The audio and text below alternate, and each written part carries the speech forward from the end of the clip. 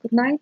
This is Maria Stevenson, and I want to just share a couple of thoughts from a class and that I found really interesting and see what you think. So, um, these are just different ideas and concepts regarding money. So, I would like to start with what if I don't have a money problem? What if I have a receiving problem? Like we can all have that. So here are some of the very interesting things that I found in this class. So they were saying that a person who says that money is not important to me is because either they have a lot of money, they have enough money that that's really not a concern for them, or either that or they're not living in reality because a person who thinks that money is not important is like a person that says that it's not a big deal if I stop breathing. Money is essential in our society. If you don't have money, you can't have a place to live. You don't have any food to eat. You don't have um, any clothes to wear. So our survivor um, depends on it. Okay, even if let's say you're getting money from someone else, if you're getting, let's say, a house from someone else, from the government, or your food from somewhere else, that person who's giving you that needed the money. At the end of the chain, there's always money. So, in this society, if you don't have money, you just can have a place to live. So, um, your survivor cannot be satisfied. So being considerate with money means that we don't make having it an objective, but an instrument. And it is very important because it allows us to secure survival, like I said, and this is the first level. And the second level is that it allows us to live with improved wellness. When you have money problems, it's like being sick because when we're sick, we suffer, we live in fear, and we're limited. And when we have money problems, well, we suffer, we live in fear, and we're limited. So it's like a symptom. Okay. So um,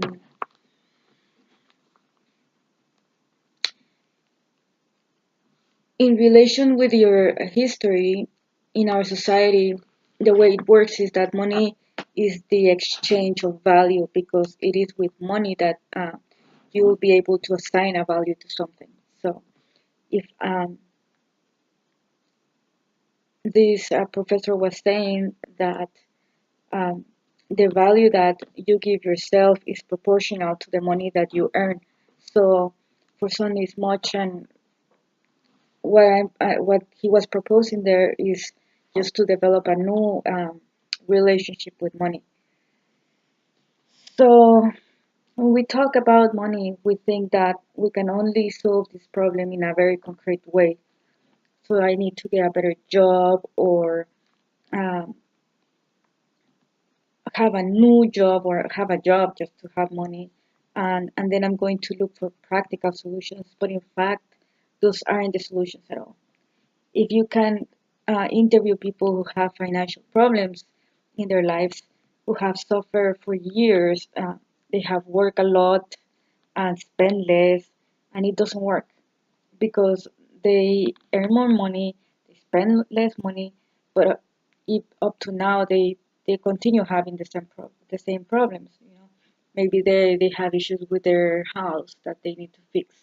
Uh, Maybe their car is not working. So um, there's always gonna be something new that comes by that forces them to spend the money, and we can always find that problem. So when there is a problem with money, it's because our history has what is needed to have this problem. So we may have like a big conflict of evaluation, or we may be in a logic of sacrifice.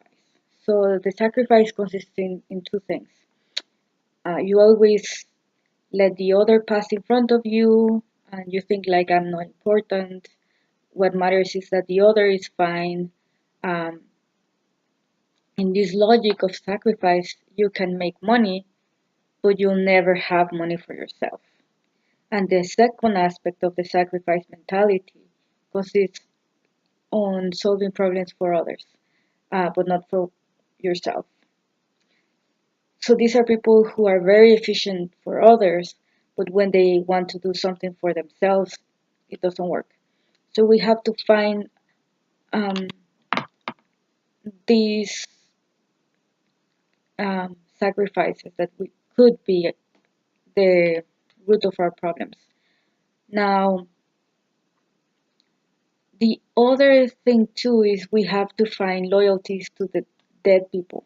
Okay, so meaning that if in your ancestors or in your family there has been someone who died young, then your subconscious solution is to stop your own life as their life stopped.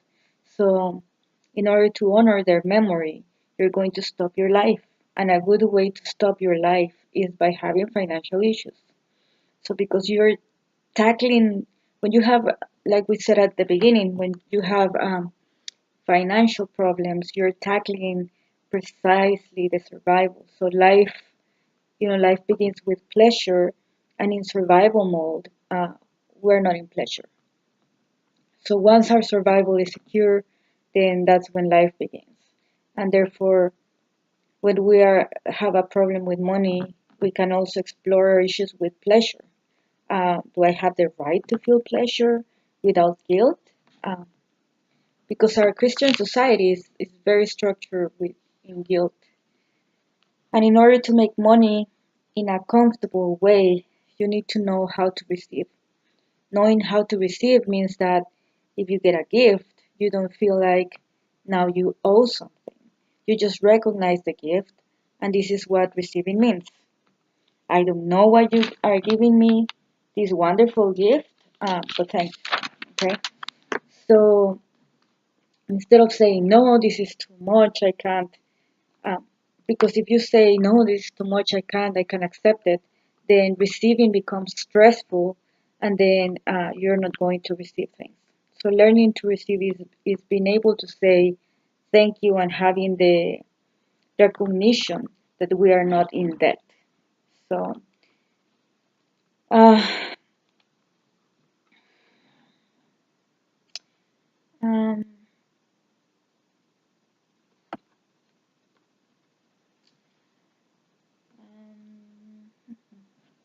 so sacrifice, loyalty to the death, and devaluation are all problems that manifest with a financial um, problem. Those are all things that can manifest themselves with financial issues. So the goal here is to help you to live a rich life, and for some might be $3,000 a month, for others $10,000 a month, for others 100,000. Whether it doesn't matter because our social system works with money, but money is also something concrete. And if you are here, is for example, is because you had the money to pay for the equipment, and also this computer or your phone or whatever that you're using, the clothes that you're wearing, you also pay for. So um, that's why it's important to address and talk about money. Now, in money issues, we also find the theme of reincarnation. So, do I accept to be in this reality? Do I accept my presence in this planet? Um, we're also going to find this problem. All these problems will push you to do whatever is possible to get rid of money. but consciously you want the money, but we need to understand what is the solution related to the memory that you carry. Okay? So, what has contributed to our financial problems? It's our belief system. We have the beliefs that are in joint with our experience and the beliefs that we have inherited from our family history. So, to make it simple, our beliefs are like a computer program. And because of this program, our brain uses our inner reality and it resonates with the outside world to execute this program. This means that if you have a belief like in your subconscious mind, you'll attract the people and the situations that will confirm this belief. But once you have verified this belief enough number of times, it's no longer a belief, it's evidence. Okay? And we never question an evidence. And we keep it in our system. So perhaps you have inherited the belief that rich people are dishonest. And then you don't want to be dishonest. So, but for your subconscious mind, the only way to be honest then is to be poor. Okay. And then you start to verify this. You'll find rich people who are dishonest and poor people who are very nice and kind, and then you'll say, see, I'm right. That's how we uh, corroborate our beliefs. So, with this belief, you'll never meet someone who is also rich and awakened, meaning someone who is going to use their fortune to build things. Um, and we need to know that money by itself is not either good or bad. Okay? It's like electricity. You can use it to keep you warm and to give you light or to torture someone. But electricity is not good or bad. In relation to the beliefs that you have um, with wealth and money, you move unaware towards creating situations to verify your beliefs. And among these beliefs, we find beliefs such as money is dirty, rich people are dishonest, it's bad to have too much money, you have to work really hard to get it, we can never have everything for anything, wealth is not for me, we have to be happy with what we have. And with this belief system, you can't prosper. So the first thing is to change your belief. Okay. We're going to make a well. Then he did actually a small exercise with the class where he asked them to close their eyes and imagine that they had all the money that they could have. They had all the money, a lot of money, and all the time, and without working. And the more you spend, the more you get. And just to be aware and notice what happens in your body. You know, the reactions, your body reactions. Okay, so that's all. You can do that if you want after in your own time and just to see what happens. So another money conflict can come from being loyal to our family. So if you grew up in a family that didn't have money, then being rich is like being a traitor. Like you no longer belong to your family, and it's what's called invisible family loyalties. This can be a great challenge because generation plus generation has suffered, and they had barely survived, and then if you're wealthy, it's as if you have forgotten them, and therefore you honor them with repetition. Look, you say like, look, I'm suffering just like you did. And if I belong to the clan and I understand how difficult has been your life, or you can choose to honor them from the side of awareness and life instead. You can say, I'll be the first one to be wealthy and in this way I'll give meaning to your suffering. And then you'll honor them from the side of life and through consciousness. And besides, if you're very rich, you'll be able to help them. And therefore you won't feel like you're abandoning anyone. So we have to be very aware of this, think about these things, because these um, hidden loyalties might be in the way.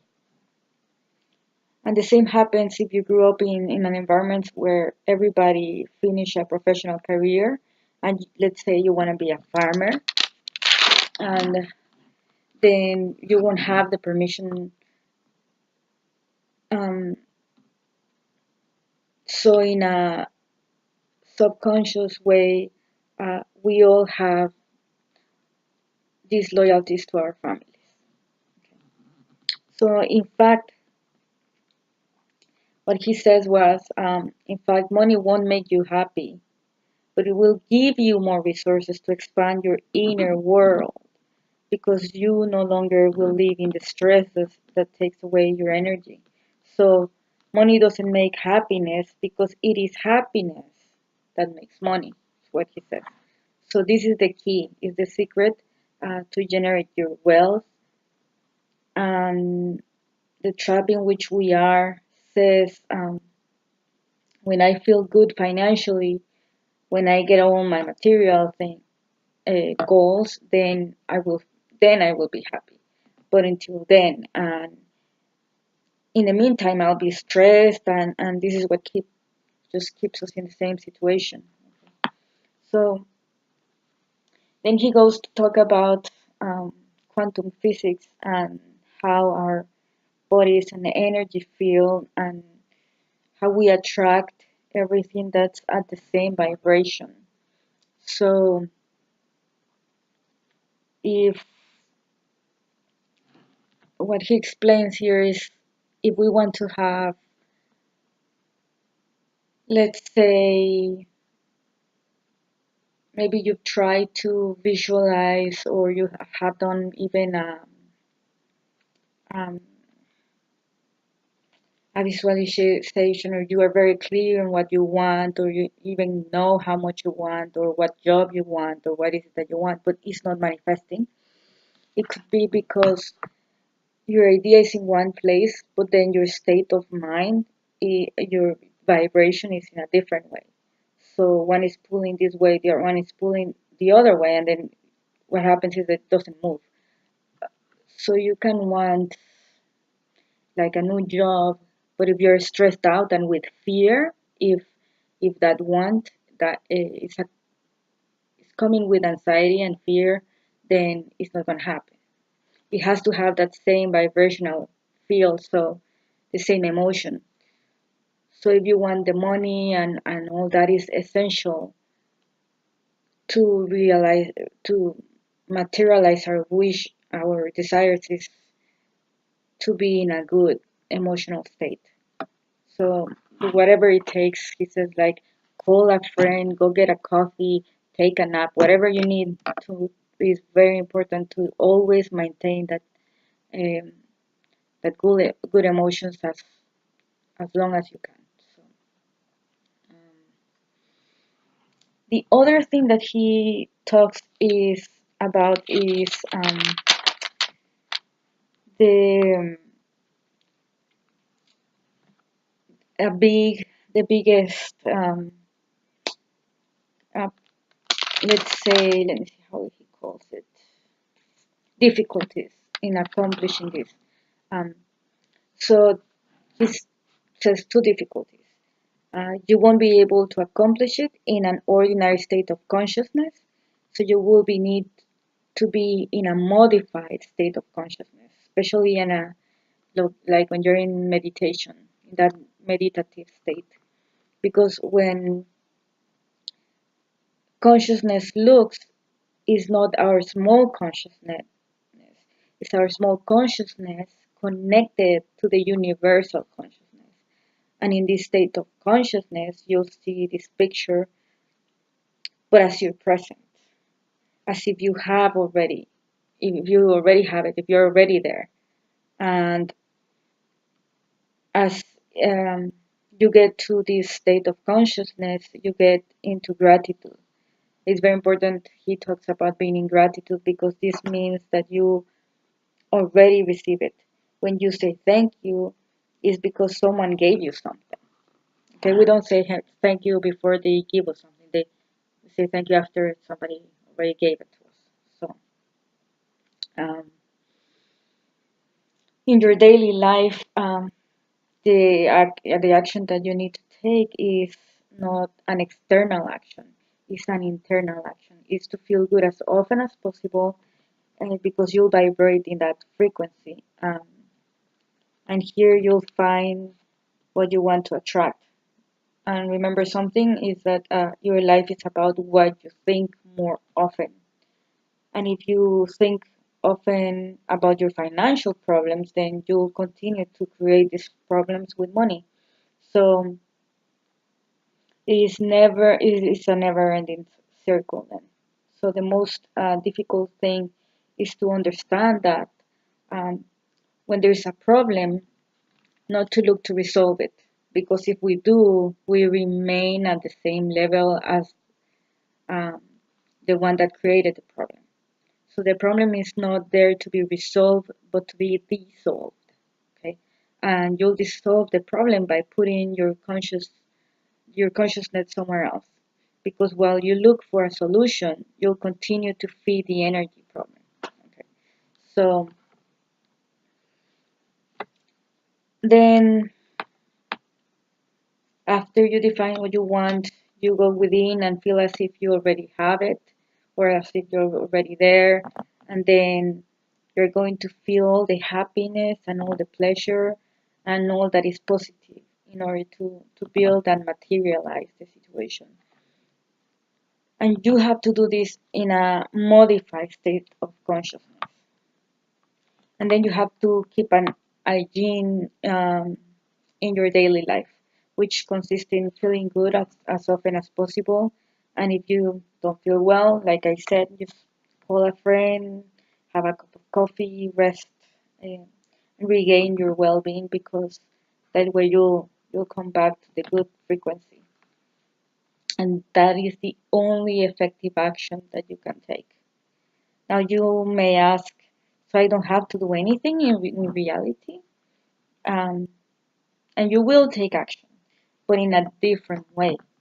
Uh, you're not going to seek, but an idea will come by itself, and you're not going to act. You're going to act when you feel inspired or when the opportunity arises. That's when you will have to act. And you will begin to experiment a minimum amount of action with a maximum amount of results. So, because in this world, what makes something work is the energy that you put into it. If you act with fear, suffering, anguish, it's as if your action is going one way, like I said, and your vibration gets in the opposite direction, and then the result is that nothing happens. And this is the reason why in your life you have wanted so many things, but nothing has changed. And it is not related to the action that you took, but to the inner state that you had when you did it. And what is going to allow you to increase your vibration is the emotions. So an emotion of fear and suffering is going to put me in a low energy, and an emotion of love and gratitude and peace is going to increase our frequency. And if you want a peaceful life, feel yourself the most peace possible. We're going to turn inside out the system that we are into today. So the system in which society functions today um, is here to have is like to have what allows me to exist, and now we do the opposite.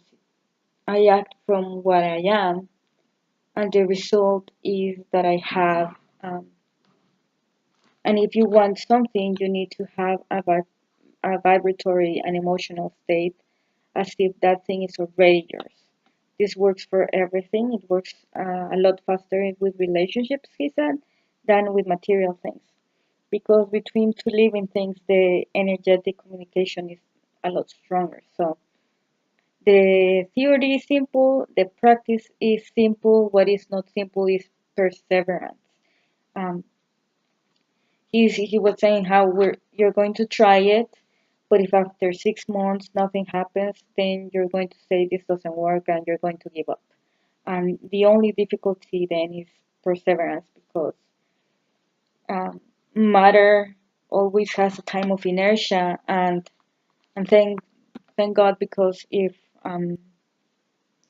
imagine if you could attract all your thoughts immediately, then that would be very complicated. So we need to maintain the frequency enough number of times and with the necessary energy until it begins to move, and when it's going to move, you know. So you wait and you just maintain the high frequency and the desire, and once it comes, then you will then verify that it works, and then you'll continue. There will be like an incentive. But once again, the fact what really stops us is the fact that in between um, we begin to practice this, and the time that this begins to work, and there is a time in between the experiment, and so be curious about what's going to happen. And that's what he says, that you just need to be careful. That's the hardest thing, is to just persevere. Just keep the good emotions, and the hope, and the gratefulness, and it will manifest. Okay, and I hope this is helpful. And if you do like it and find it beneficial, please share it and give me a thumb